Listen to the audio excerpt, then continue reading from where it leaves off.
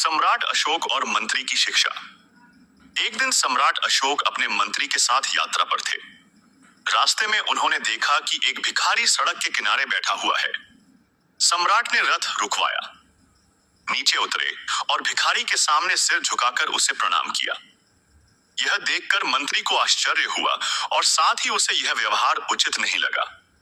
उसने तुरंत सम्राट से कहा, महाराज, आप इतने बड़े सम्राट हैं, आपको एक भिखारी के सामने सिर झुकाना शोभा नहीं देता। सम्राट ने मुस्कुराते हुए मंत्री की ओर देखा और उत्तर दिया, इसका उत्तर मैं तुम्हें कल दूंगा। अगले दिन सम्राट अशोक ने अपने सेवकों को आदेश दिया कि वे 3 प्रकार के सिर, एक भैंसे का, एक बकरी का और एक मनुष्य का, एक झोली में डालकर मंत्री को सौंप दें। मंत्री को आदेश दिया गया कि वह इन तीनों सिरों को बाजार में बेचकर आए आवश्यक। मंत्री सम्राट के आदेश का पालन करने के लिए बाजार गया और तीनों सिर बेचने की कोशिश करने लगा। दिन भर की कोशिशों के बावजूद कोई भी व्यक्ति इन सिरों को खरीदने के लिए तैयार नहीं हुआ।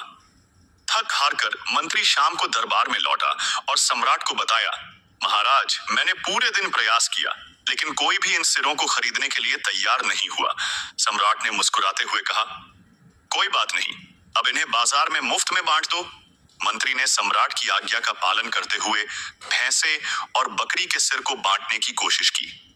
लोग उन्हें मुफ्त में लेने के लिए तैयार हो गए, क्योंकि वे किसी न किसी काम में आ सकते थे।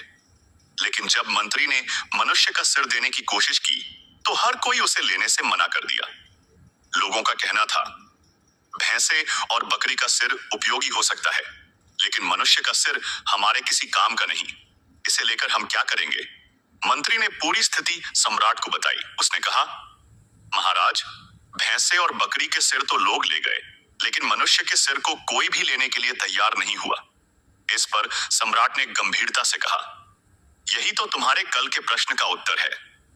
सोचो, जिस मनुष्य के सिर का कोई मूल्य नहीं, उसे झुकाने में हमें क्या आपत्ति होनी चाहिए। हमारी पद, प्रतिष्ठा और शक्ति सब क्षणिक हैं, इनसे हमें अहंकार नहीं करना चाहिए।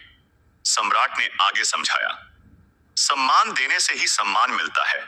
जब हम दूसरों के प्रति प्रेम और सम्मान प्रकट करते हैं, तब हमारे जीवन में भी इसका आदान प्रदान होता है।